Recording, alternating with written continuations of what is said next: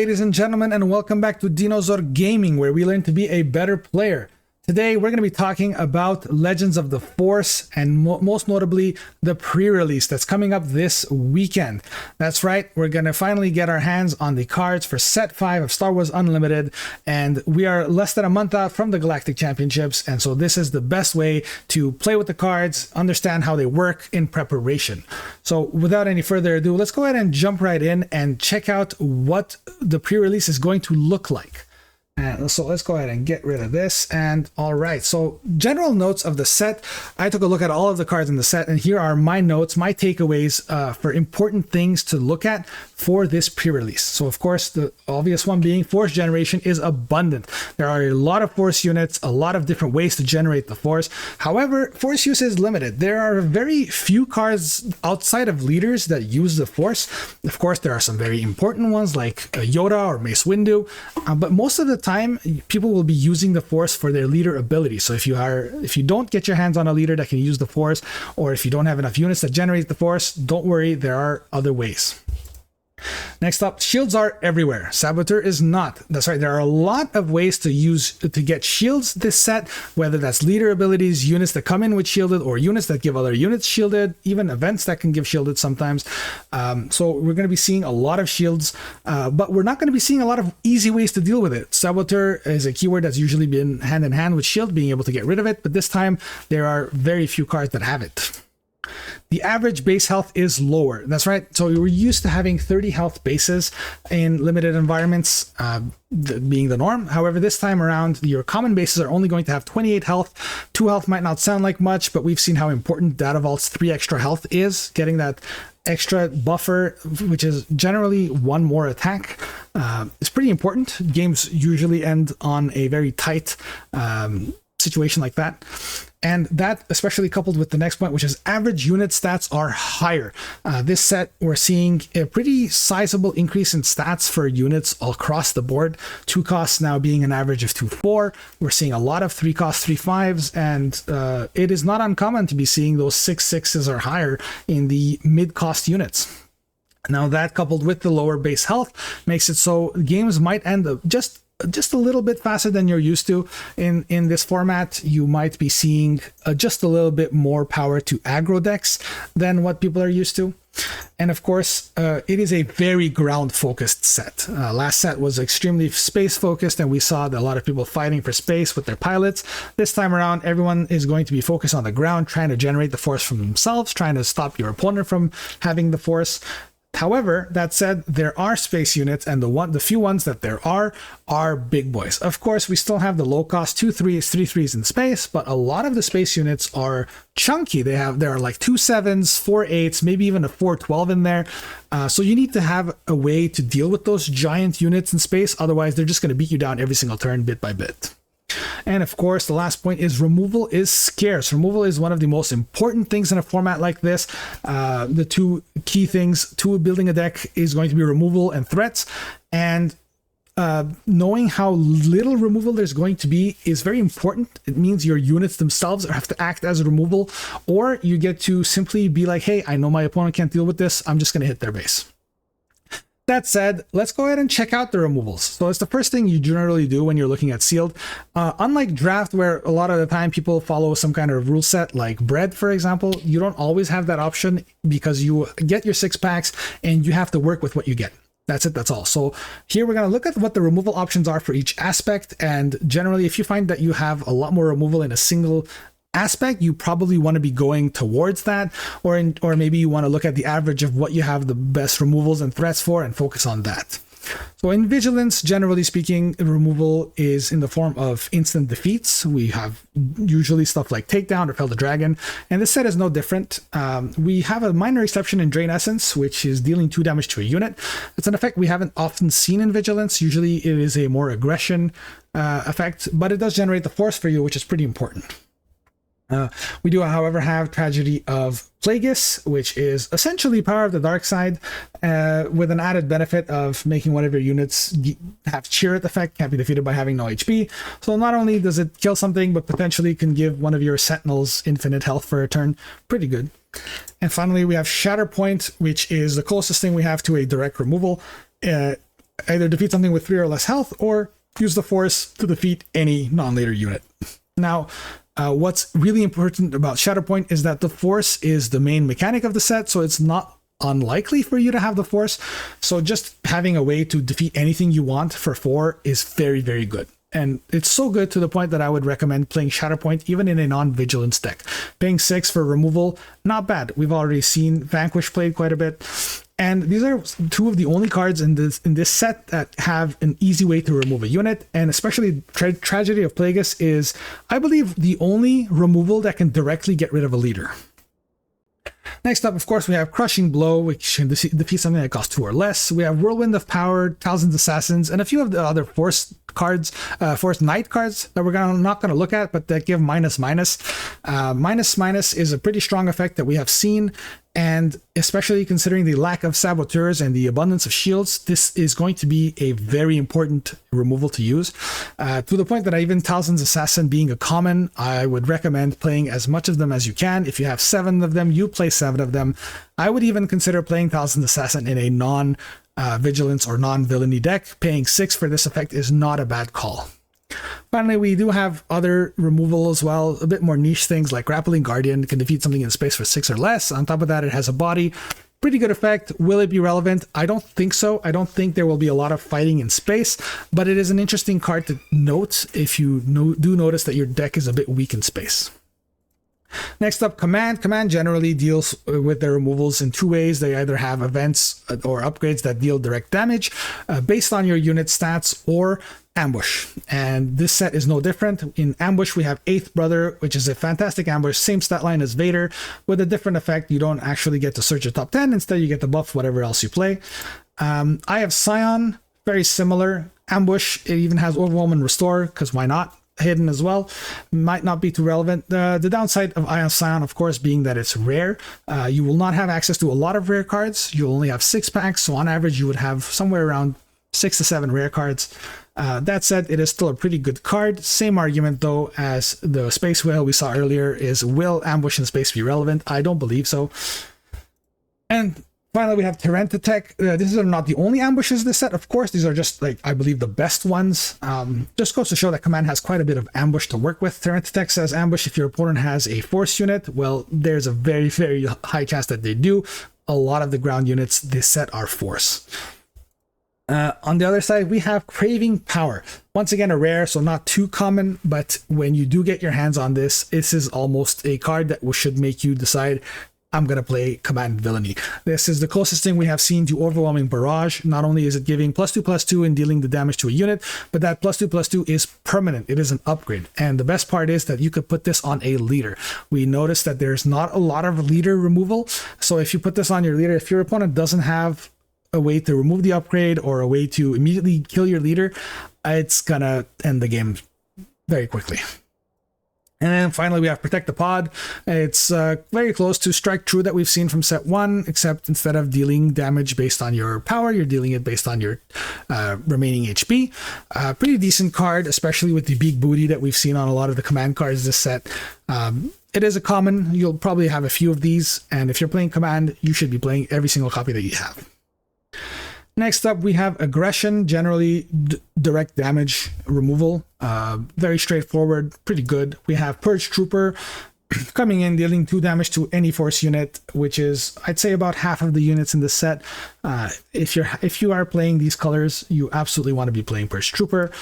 Death Field, dealing 2 damage to every non-vehicle enemy unit. In general, this is a good effect, but will people be going wide in pre-release? It's unlikely, especially considering there's not any token generation this set.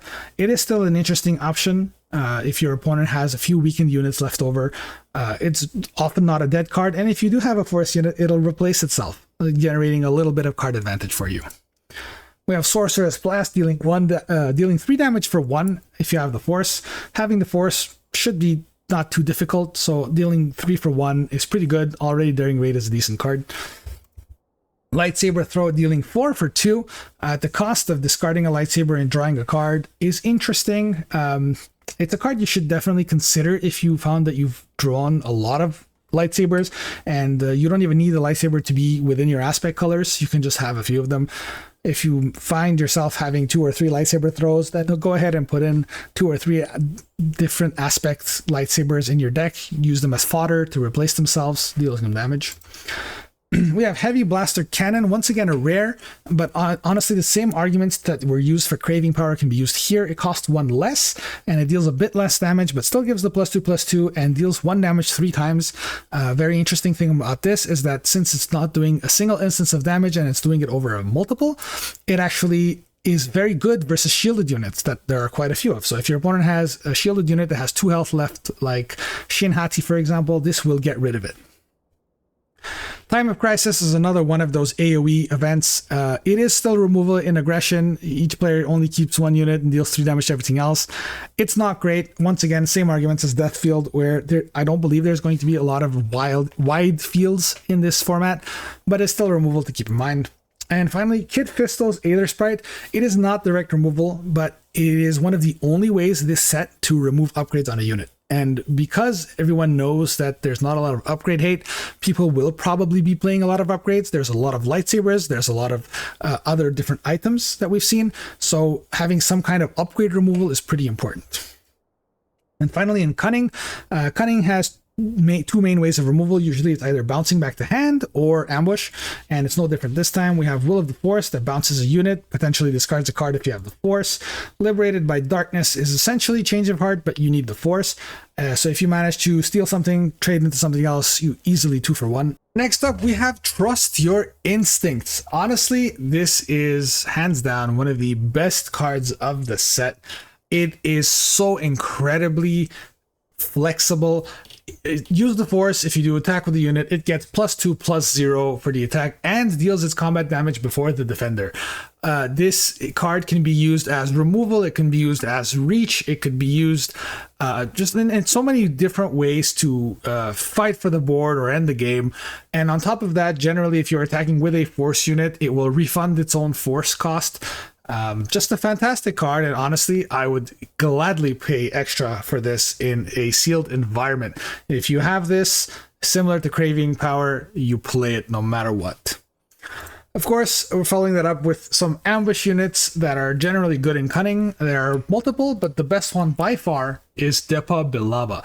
And what makes her so special is, of course, the stat line is fantastic. The same stat line that we have seen in Vader before. It pretty much kills anything that comes before it. But on top of that, it is an ambush that has Saboteur, a keyword that is fairly limited in this format, and on top of that, with all the shields running around, being able to just defeat them all and kill something is fantastic. If I could, I would play 5 Depas in my deck, and if I do manage to pull a couple of them, it pretty much makes the choice for you. One of the absolute best removals that's also a threat. And of course, we have Sheehan Flurry. Just a card that lets you turn any of your Force units into ambush. Ambush is already a fantastic keyword, arguably the best one, and being able to give anything from your hand ambush and make it take less damage is fantastic. Of course, we have some other removals as well. There is It's Worse, 7 cost to defeat any non-leader unit. Not the best card, but in limited, when you don't have a lot of different options for removal, you might as well run this, because if somebody has a giant 6/10 in space, of course you're going to pay 7 to remove it, because why wouldn't you? And of course, Darth Tyrannus, he is an S rarity card, so you're not going to see him often, but there is definitely the possibility if he's a foil or hyperspace or anything along those lines. And he's a fantastic card that will almost always 2 for 1, and just by that virtue, he's a must play. Now, here are some of the notes based on all the removal we just saw. What did we notice? We noticed that there's nearly no leader interaction. There are a couple of cards that could definitely cause some troubles to leaders. There's the Plagueis one. There is some of the command ones that can deal enough damage to get rid of a leader, sure. But other than that, there is usually no out to a leader that's gone out of control. And what do I mean by out of control? If you manage to put a lot of upgrades on a leader, or if you have a leader that has a shield, or potentially you just have a lot of experience on him, like a Snoke, there isn't much you can do. So that is something you have to keep in mind. Leaders should be dealt with immediately. Otherwise, you might just end up dealing with a unit that you just can't defeat. Of course, upgrade hate is extremely limited. Only a handful of cards, and by handful, I mean probably just a couple of cards that can do anything to upgrades, and even then, only maybe one of them that is useful.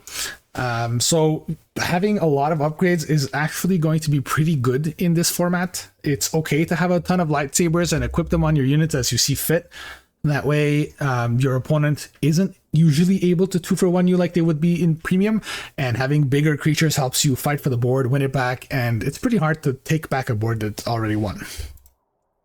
There is quite a bit of access in -X.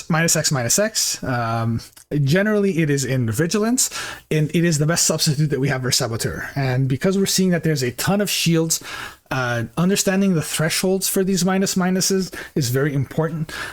There's quite a few -2, -2s, and -3s, -3s. So if you are going to be playing and focusing on shielded units, if you are playing against Vigilance, you need to keep that in mind. There are ways for them to go around your shields. Having the Force is extremely important, and that is no different for the actual removals. A lot of the good removals, like Shatterpoint, need the Force. Same for Trust Your Instincts or anything like that. So if you are able to stop your opponent from having the Force, it is a way from stopping some of their removal, especially some of the really good ones. Sometimes it becomes more important to prevent your opponent from gaining the Force than it is to defeat a more dangerous creature that isn't Force 1. And of course, ambush is very prevalent, more so than in previous sets. It will not be uncommon for your opponent to just suddenly swing the game around with a giant ambush. So it's going to pretty much make Sentinels a lot more important. It's going to be very important to know what the ambush units are, what their thresholds are, and make it so it's not easy for your opponent to drop down. Of course, the best example being if you know that it is turn 5, 6 resources, your opponent could have an Eighth Brother, could have a Depa.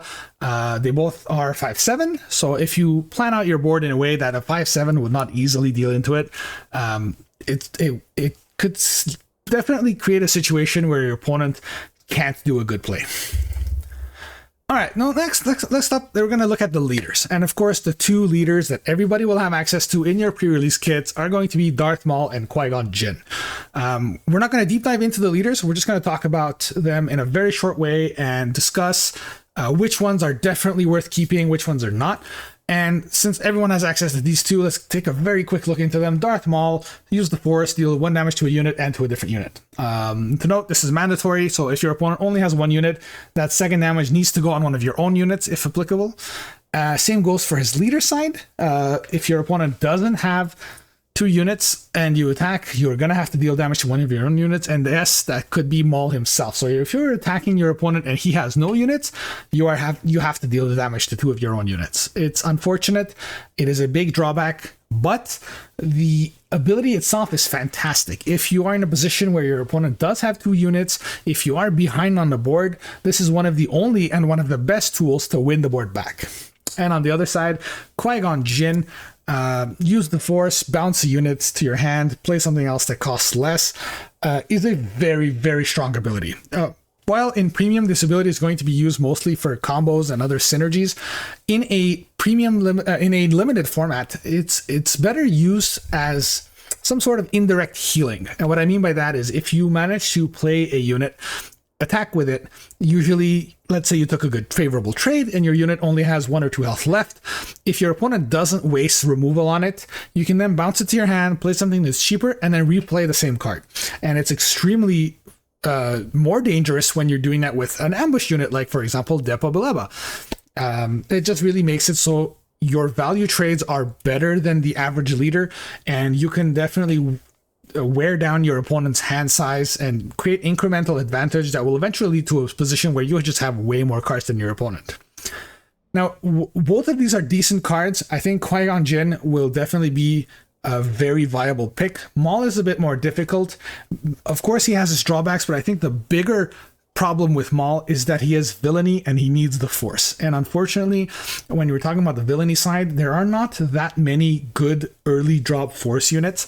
Most of them are pretty condensed in vigilance. So yes, if you do manage to have a lot of vigilance, villainy, early force units, Maul is something you should strongly consider, but it kind of locks you into those two colors. Unfortunately, there's not too many in aggression, command, cunning. There are, of course, a lot more in the later games, but that means you will not be having a leader ability in the first 2-3 turns. Next up, we're going to take a look at some of the not aspectless per se, but single aspect leaders. We have Darth Revan. Darth Revan himself, the ability is very, very strong. But at the cost of an aspect, I wouldn't recommend him in limited, simply because you already have a limited card pool. In general, you won't have access to enough cards, even with 2 aspects, to make a coherent, good 30-card deck. So limiting yourself to just one aspect will make it so you have even less options, even less good cards to work with. And unless you magically pulled 30 cards of a single aspect that work very well together, Revan will usually be at too much of a disadvantage. On the other side, Anakin, while he does have the same issues, it is a bit better in that if you do manage to find a lot of heroism, good force units, but your events are very villainy-sided, it could work out pretty well. And I think one of the key things to note is that if you do manage to find the good removal options from the villainy side, like Craving Power, like Plagueis, or anything of the sort, and you have all the good Jedi and Force units from the heroism side, you could potentially make a pretty decent deck. He's going to surprise a lot of people for sure. Next up, let's take a look at some of the niche leaders. And what I mean by that is leaders that, while we're not going to look at how they are in premium per se, but they make more sense in a constructed format. Kylo Ren, for example, you need to discard an upgrade to draw a card. Ideally, you want to do this every turn, or at least every second turn, so that you have enough upgrades in your discard for when he flips. So unless you manage to find enough upgrades, and by enough in a 30-card deck, we're talking about at least 6 or 7 decent ones for you to have enough on his flip turn. And on top of that, you're filtering through your deck very quickly. If you're drawing an extra card every turn, by the time you're deploying, you're almost out of cards in your deck, which is pretty dangerous. It is doable, but you need to get the exact card pool that you need for him. So in general, I wouldn't recommend it. In the same fashion, we're talking about Barriss Offee.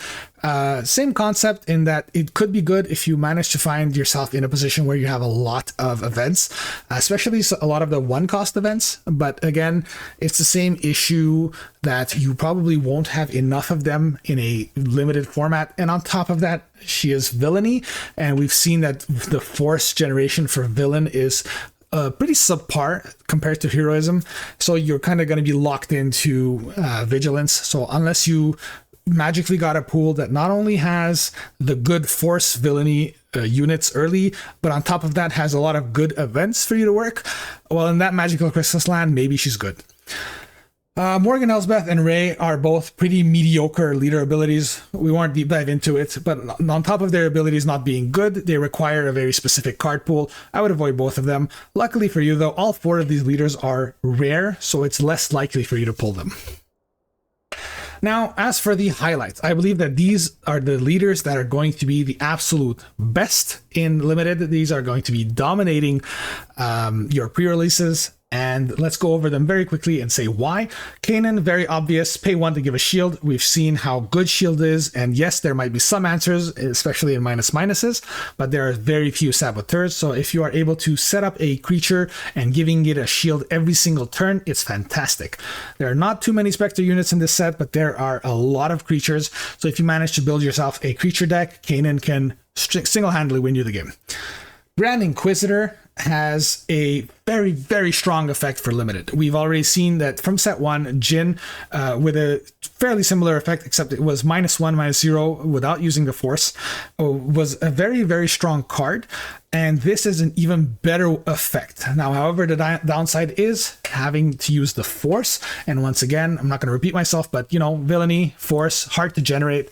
But if you do manage to get it generated, and if you do manage to get the train rolling, this is incredibly powerful. On top of that, you're using the Force force to attack with a friendly unit. So if that unit itself is force, it's refunding it, making it so every single turn you are able to use this ability. And if you do manage to use this ability every single turn, you're going to take incredibly valuable trades. And as if that wasn't enough, he is a 5 deploy, 3/5 shielded in a format that has a ton of upgrades. So if you are able to flip him up, put upgrades on him, even with a single upgrade, bumping him up to a 4/8 or something along those lines, makes it extremely difficult for anyone to fight back, and he can just outright outvalue your opponent. Now, Obi-Wan, very simple. Use the force, given experience. He is heroism, so force is very easy to generate. So if you get his ball rolling, every single unit that you're playing has an extra +1/+1. It is a very cascading advantage that once you have the board, it becomes extremely difficult for your opponent to take it back. Once again, he is a 5 deploy, 3/6. Again, fantastic to put upgrades on. Third Sister is very interesting in that while in premium, 5/4 is a very bad stat line. It'll die to a lot of effects like takedown, open fire. There's a lot less of those effects in this format. And on top of that, while 4 health would be pretty bad because your opponent can usually trade into it, she has hidden. So on the turn that she deploys, it is very likely for you to be able to attack with her. And on top of that, you're giving hidden to a unit every single turn. And that lets you play some of those fragile units. And if you have enough of those high attack, low health units and you're giving them hidden, you can dish out an insane amount of damage with your opponent having a hard time keeping up with you. And especially considering that the average base health is lower, she could be one of the fastest leaders this set and kill your opponent before they even get to their good cards in the late game. Now, Kit Fisto is one of the strongest leader abilities that we have ever seen in the game. Paying 1 to deal 2 damage is extremely powerful. We've already seen leaders that deal 1 damage at the cost of 1, but the condition is that you need to attack with a Jedi.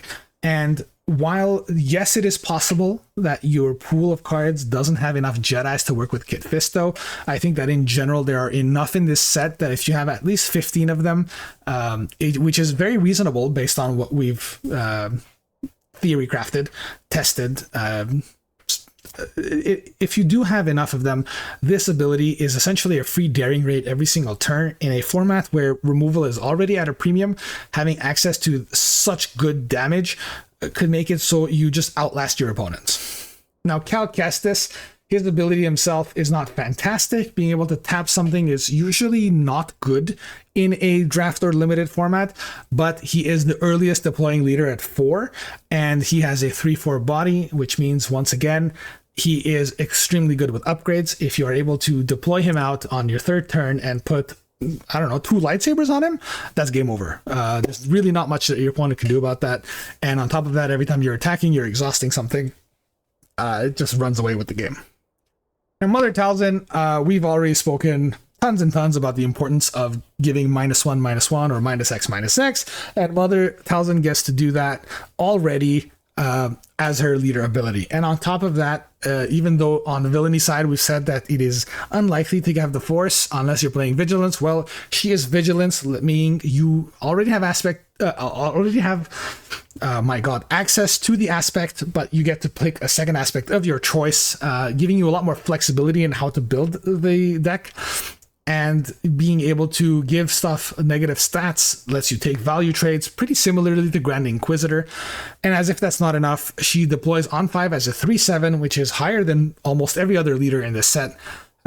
Just a fantastic card. I think sometimes can win you the game outright. And finally, we have Supreme Leader Snoke, arguably the best leader to have in this format. It does not rely on the force, which is good considering your villainy.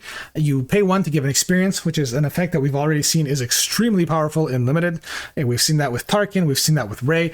And this time you're not limited to low attack power or to a certain trait, but instead it gives it to the unit that you have that with the most power, which is not really the end of the world in a format like this where you'll only have 1 or 2 units at most anyways.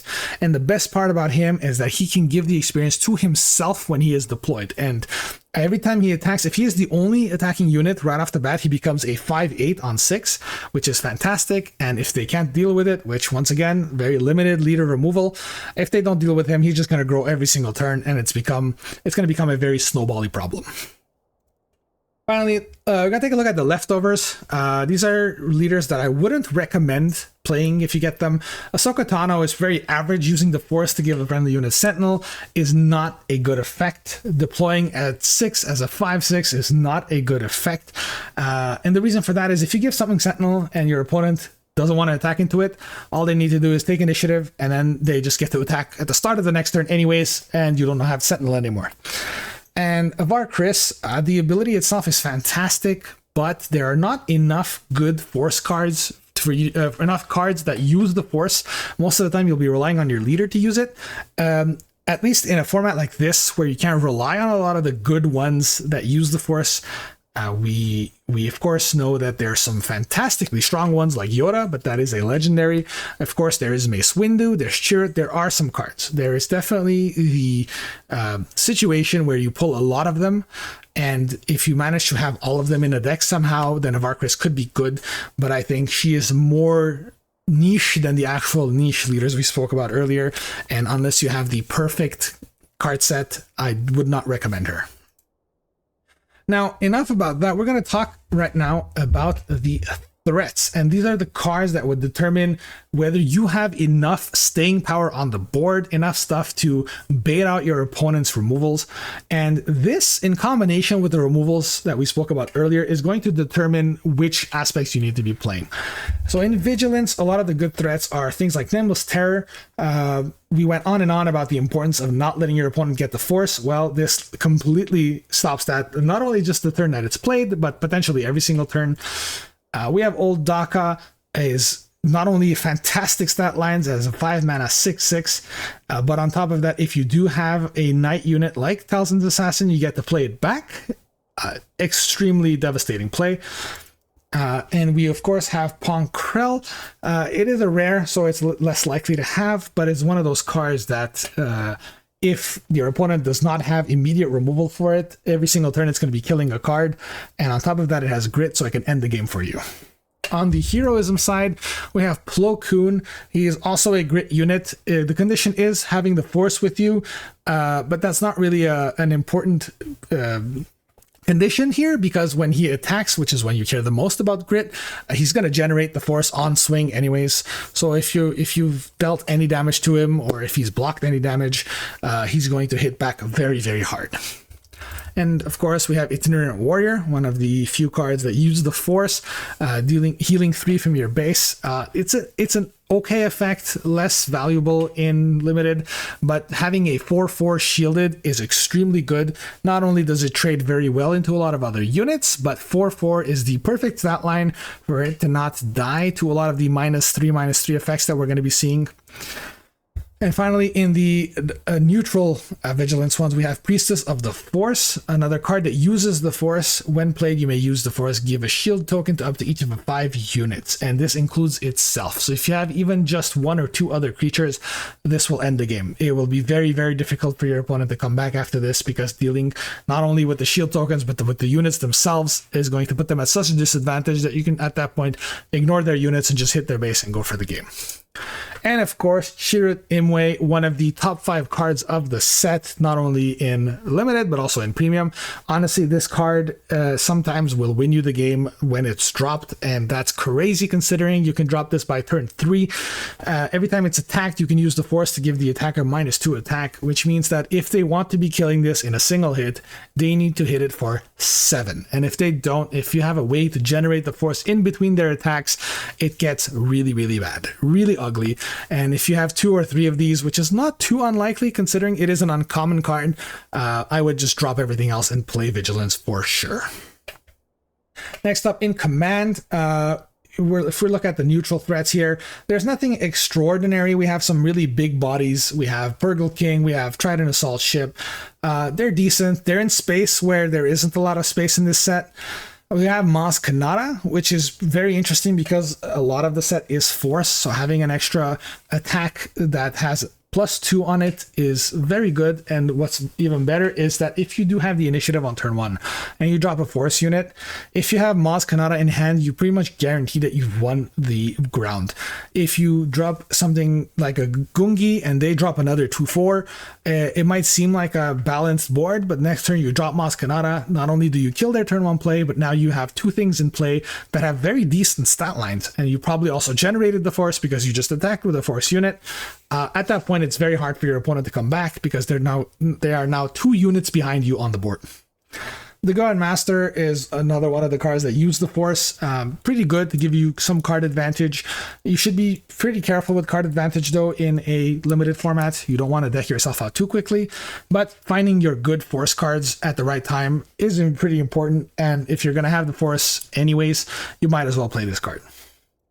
On the villainy side, we have some pretty decent bodies. Command already has some of the biggest creatures in general, and Knights of Ren is no exception. 3 cost 4/4 is fantastic. Eighth Brother we spoke about many times. Good body, ambush, great threat. Is both removal and threat. You definitely want as many of them as you can.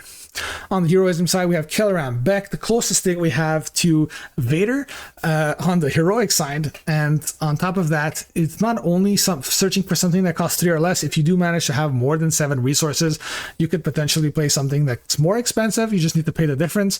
Fantastic card that will generate so many bodies on the board that it becomes hard for your opponent to deal with them. And of course, Paladin Training Corvette, giving an experience token to up to 3 force units. You will have a lot of force units. Why not spread the wealth? And on top of that, you don't need to give it to 3 units. If you just give it to 1 or 2 of them, it's already pretty good at 5 cost. It is another space unit in a set where there isn't much fighting in space. Pretty good. Next up, in aggression, we're going to make this a little faster. There isn't anything too crazy, especially on the villainy side. It's just big bodies. Yes, Savage Repress has quite the downside with the when played undefeated, but if you do have the force, if you have good ways of generating the force, and you don't have a good way to spend it, might as well play something like this that has an insane stat line.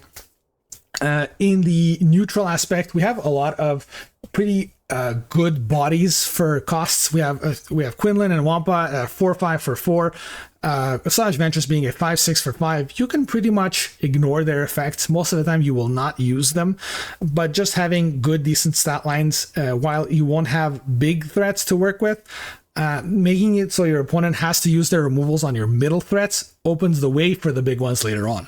And of course, Jedi in Hiding is a discard effect in a format where there isn't too much card draw.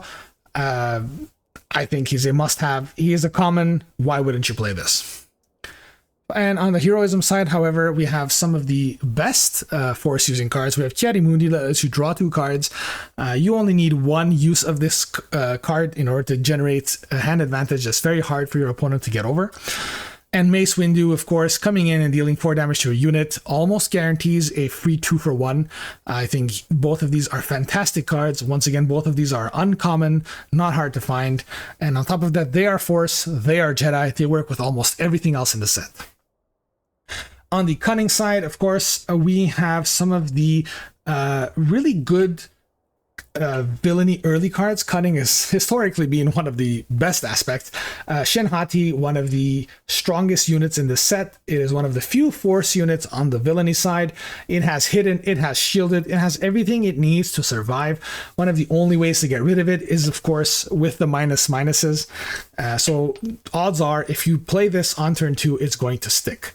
And Aura Singh, of course, being one of the strongest turn 1 plays we've ever seen in Star Wars Unlimited. It is hidden, so it won't be attacked on the first turn, and by the time it does get to attack, it is a 3/4. So it'll fight back and kill almost everything turn 1 except for the new 2/4 units.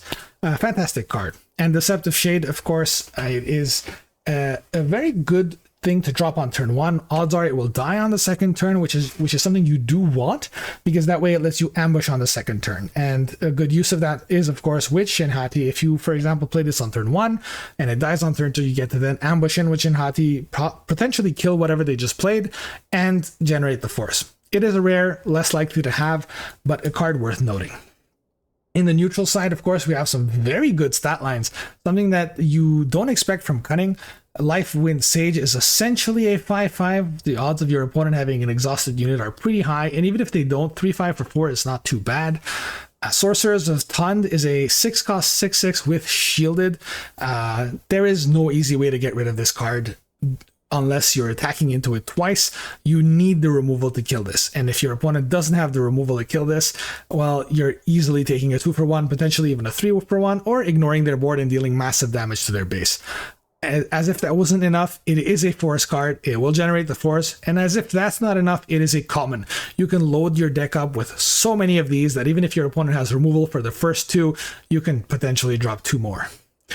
And of course, on the heroism side, we spoke about Depa Bilaba already. Well, I'm not going to go over it. Vernestra Row is somewhat similar. I think the best comparison is Millennium Falcon. A 3-cost 3/4 coming in ready is fantastic. Yes, you need the force for it, but if you do manage to pull it off, she's going to regenerate the force for you anyways because you get to attack with her. And of course, other and stuff that is single aspect or no aspect, Luke Skywalker being the best example. This card is going to steal so many games for you if you manage to have it. It is one of the best ways to use the Force in general. If you manage to build yourself a deck with a leader that doesn't care for the Force, for example, if you're playing Kit Fisto, having this to eat up your Force every single turn, sometimes more than once a turn, and generating so many shields, it is not rare to have a Luke Skywalker with 2 or 3 shields in play. And at that point, if they don't have immediate removal, that's game over. And of course, Curious Flock is a great way to hone out your curve. There's a good chance that in this format you will be having turns where you can't spend all of your resources, and that is not what you want. You want to use all of your resources every single turn, get as much as you can from your resource, and ideally out-tempo your opponent, and this is a fantastic way to do that. Yes, on turn 1 or turn 2 is not great. You don't want to be paying for a 2-cost 2/2 or a 3-cost 3/3, but a 5-cost 5/5 is not bad. And same goes for a 7-cost 7/7. Oftentimes that's just enough. That's what you want to be seeing. Now, in terms of ratios, of course, it's important to know what cards are good, but even if you have a lot of really good late game threats, if you don't have enough early game drops, your deck's just not going to work. So on top of looking at what removals and what threats you have, you need to make sure that the color aspect that you chose has at least enough playable cards at every rate of the curve. So you want to aim for at least 10 first turn plays. 8 is acceptable, but if you want a proper deck, you want at least 9 or 10. The good thing about first turn plays is that even if you don't play it on the first turn, they're very often used to close out your curve. On turn 5, you get to play a 4-drop and a 2-drop. Pretty good. You want to have at least 3 to 4 removals that we spoke about. Shouldn't be too difficult with the sheer amount of them that we saw. Even if you're not playing the good ones, you should be playing at least a few It's Worse or something like that.